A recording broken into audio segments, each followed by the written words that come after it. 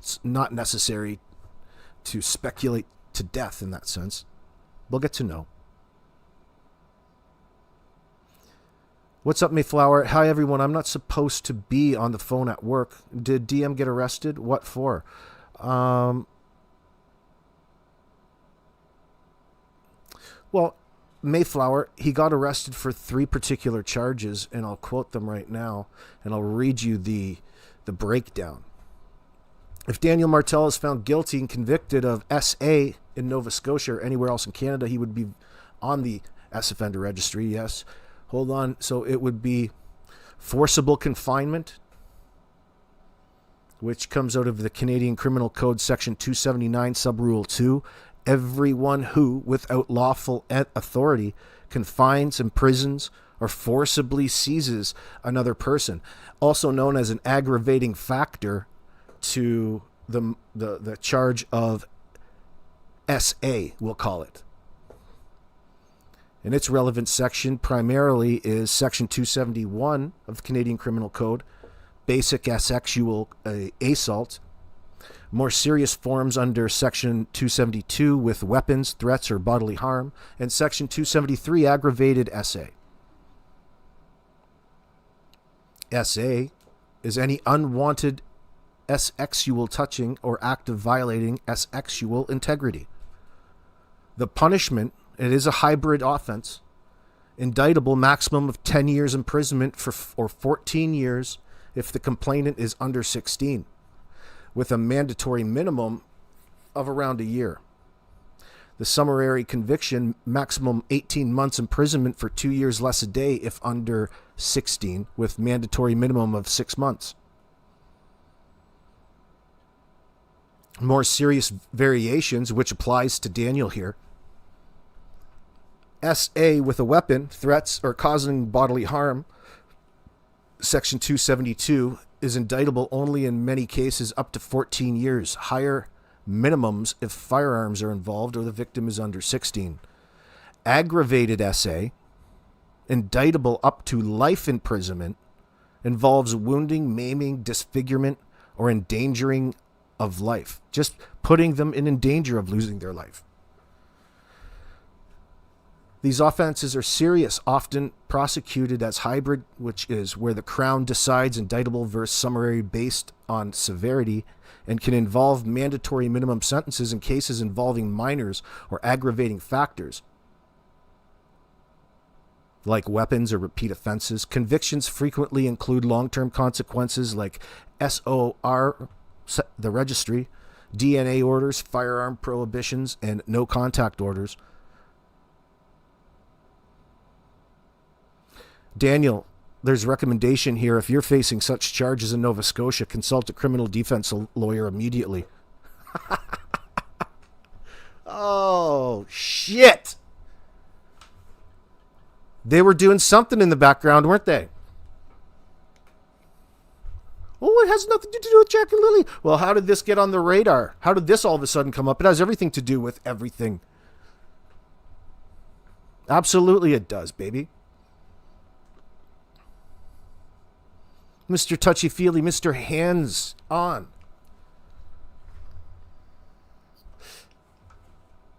Much respect out to the RCMP today.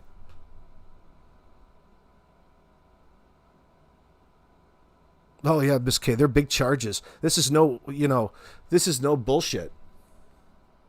This is the worst type.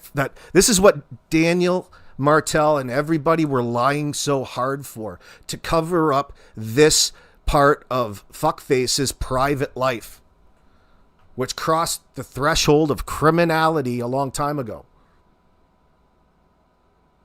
They're probably associated on some level.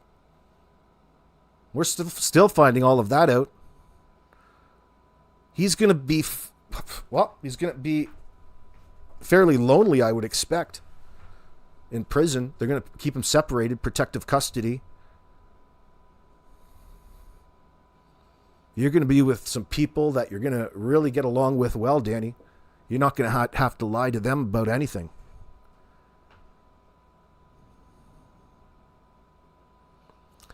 JM saying it happened between September 1st, 2024 in March 30th, 2025. Interesting.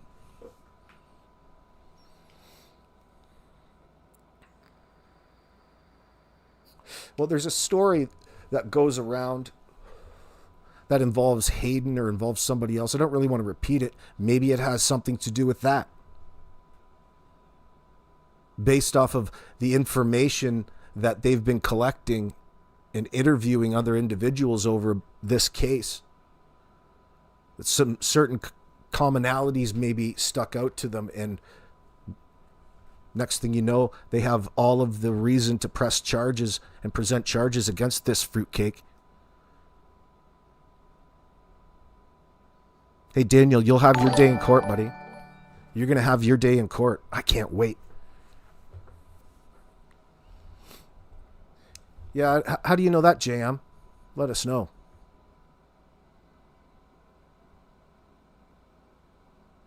It's okay. Like, the more... I'm not mad that you're spreading that information, but it's not like it's information that we're not going to come to find out when they release it. So everything that Daniel does is going to be a matter of public safety because the dude is on the registry.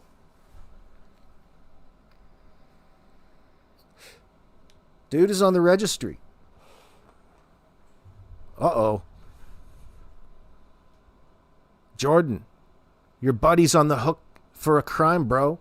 Jordan, your boy Daniel is going to be on the SOR. What do you think about that? Any comment?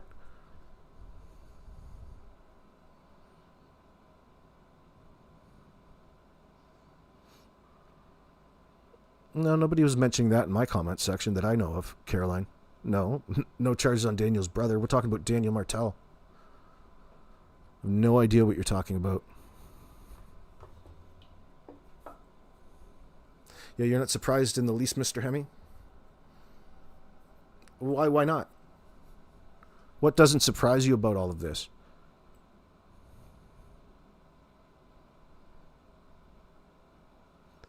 Daniel says, I'll let you in on something. I've done many drugs, but my brain can handle it. There's individuals out there that get destroyed by drugs and lose their perspectives on life.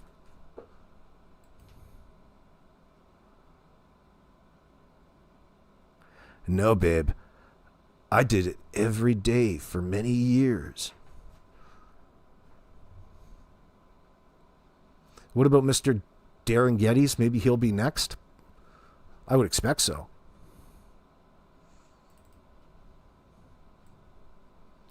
What sort of messages does he send these girls? Oh, good answer, babe. I'll tell you something. I got more people asking if I have a girlfriend. I said no. I know I lied. I don't like lying, but I want you to live a normal life as much as possible because I'm a serial rapist. Before you become the center of attention, you're going to be put all over the internet. Mm-hmm. Jesus. People will probably make up lies saying that you took the kids and all that stuff. But in reality, I don't care what people think because I love just being ourselves. That means a sex offender. Yeah. I like being seen with you in public, girl, because I love you. And that's what's important. I lied for you, not for me. Yeah, baby. That's what Daniel's talking about. That's the type of shit that this guy talks about with ladies that he's courting. These are the words of a conner man, a scammer, a dude who's anything but genuine. Who the fuck is talking to this individual? Listen, baby. Listen, I don't care what people think. After he tells you something negative about yourself. Oh, shit. It stinks of control. It's just this cycle that this crazy Danny's in because he can't stop taking and microdosing with the mathematics like a Nazi soldier on sentry duty. And this is like 1941. Maybe you should play Daniel in the movie, the daytime CBC movie. For sure, I'd do that. Actually, I'll go on the road with a one-man act and I'll play every cast member. I'll play every member, including Janie, Derwood, Daniel, Kent, Norman from Hotel Bates. Oh, wow. Yeah. Hello, I've got a room you can stay in. You bet Derwood's going to say that this is what he was referring to with Daniel, LOL. Oh, somehow Derwood will have forecasted this, I'm sure. But again, he plays the position where he's closest to Daniel, but he goes out and tells the public that he's against Daniel. And it's anything but, quite the opposite. Just in order to get you believing in something that's not true, that means that you're easily controllable in that sense to Derwood. Remember, these are sex offenders. Okay, these are manipulators. Everything has a double meaning to Derwood and Kent and Daniel and Janie. They're all hiding the same sort of thing. They're perversions in that sense. It's absolutely disgusting. And this apple doesn't fall far from the tree. Janie's probably one herself. Only hers is more bizarre and it has to do with barnyard animals. Yeah, Derwood will make it sound like this arrest was all his idea. It still makes him look suspect. Yep. I feel a new song coming on. Janie's Sons. Yeah. There's a new one, Miss K? Oh, no doubt. There'll be one in the works. A reason to have one. A funny one. And that's when, like, life changed. There was nothing like life changing on Thursday. It was a normal day. So, therefore, there was nothing detailed that needed to be remembered that day. Oh. Wasn't that how you would lie and manipulate somebody like a little child? That's something a sex offender would say, Daniel, if you don't mind me saying. Guys, there was nothing worth remembering on Thursday.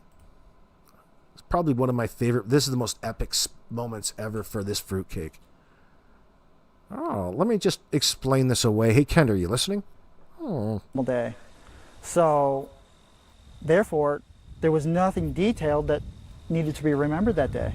You should have a vigil for Daniel, Ken. Why don't you go down to the RCMP office and go hold a vigil for Daniel Martel and get all of the townsfolk together. He really needs your support at this point in time. Hey, Joe, you remember that vigil that you spoke at the other day? Turns out that dude's a sex offender. Oh, we already knew that.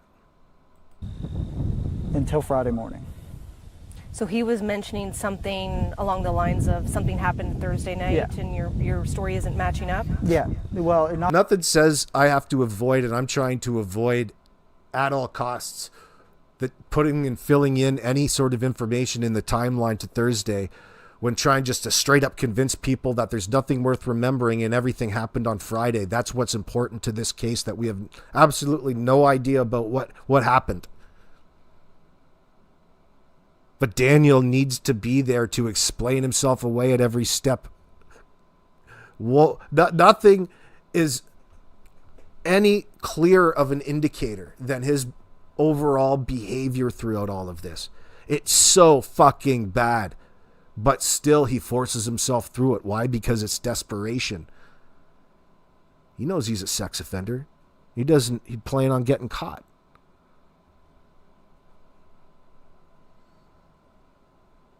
Now, he's responsible for 2 missing children. Think about all the sinister things that went through this asshole's mind after choosing to take the lives of 2 children.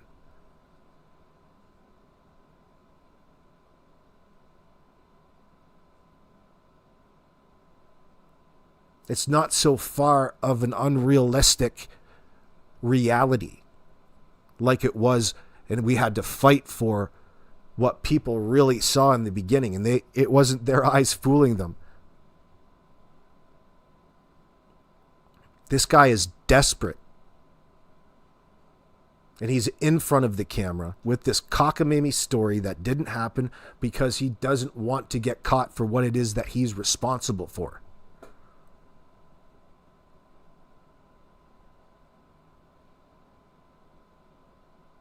Meredith, please, it proves again he lies to media and the police and online. Yeah, there's lies nonstop to everybody.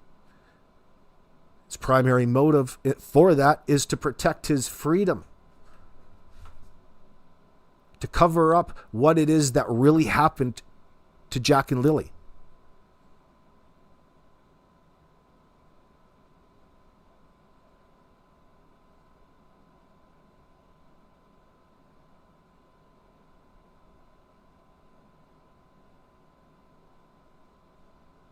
Well, I don't know what you're talking about, Amy.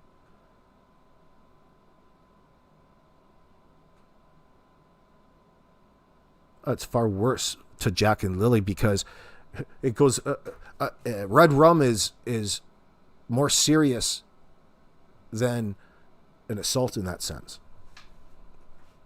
But already knowing what he's capable of, accused of, and charged with, tell people out there that it's okay. The RCMP are already well aware of the level of scumbaggery that this guy is in associated with. Do you know what I'm saying? Like, they're not ignoring the obvious, which was a lot of people's scare initially. Oh no, I think that they're going where they need to go with Daniel, and look at what charges have arisen from it.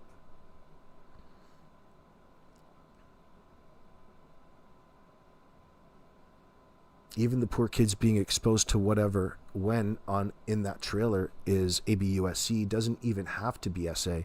It's still already crossed the line. Wonder if they've given MBM some type of immunity deal. I think everything's still on the table, Michelle, probably. And this is one step in that. Like, it's a different world today. Okay? When it comes to the situation with Jack and Lily, it's a different scenario right now. It's a different world today, even with the charges brought up. Even at this early stage, that it's just breaking. This is something that is a pivot point, they would say, to use a basketball term.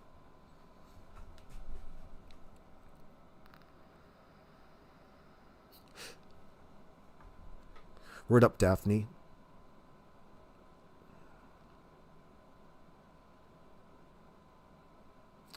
How does such a moron actually get away with those two missing children? He's not getting away with anything, Cindy Girl. It makes a person wonder and then gets caught for SAing. Well, it's because his pattern of behavior is such that he's out of his... He's not in himself in that sense. He's under the influence of the worst dissociative out there, which is the crystal.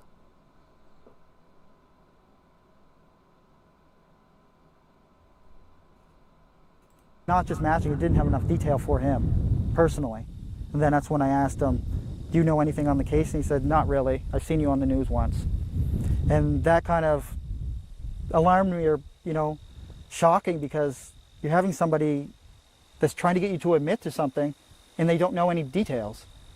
So therefore, my Thursday didn't have any details. Your knowledge of the case didn't have. Think about his argument there. Isn't that every scenario that a detective comes across in their job? Didn't you just describe what a detective's job is? The detective comes into the scenario not knowing anything and having to piece it together. So he's trying to argue the entire focus of detective work in that sense. Yeah, that's kind of the point, dude. And he's just trying to argue, saying, don't even go there. Don't even worry about it, because you don't know anything. Therefore, why would you ask anything? Or why would you jump to conclusions or assume? No, not going to float there, sunshine. Flawed logic, they called it. Flawed logic applied. Ding, ding, ding. Uh-oh, retard alert. Retard alert, class. You even get the... Hold on, let's do that again. Didn't have any details. So you shouldn't try Love to... that shit. You shouldn't try to... Oh, now he's going to turn around and tell you what you should have done. What a guy. Like, life changed. There was nothing like life changing on Thursday. Nothing. It was a normal day. So, therefore, there was nothing that needed to be remembered that Celebrate. day until Friday morning. So he was mentioning something along the lines of something happened Thursday night, Yeah. and your story isn't matching up? Yeah, well, not just matching, it didn't have enough detail for him, personally. And then that's when I asked him, do you know anything on the case? And he said, not really. I've seen you on the news once. And that kind of alarmed me, or, shocking, because you're having somebody that's trying to get you to admit to something and they don't know any details. So therefore, my Thursday didn't have any details. Your knowledge of the case didn't have any details. So you shouldn't try to force something on me without knowing any of the background. Uh-oh, Did he make retard alert. Retard alert, class. any accusations at you? Yeah, he did. He said that Thursday didn't have enough details and we think you did something to the kids Thursday night. And I asked him, like, what are you talking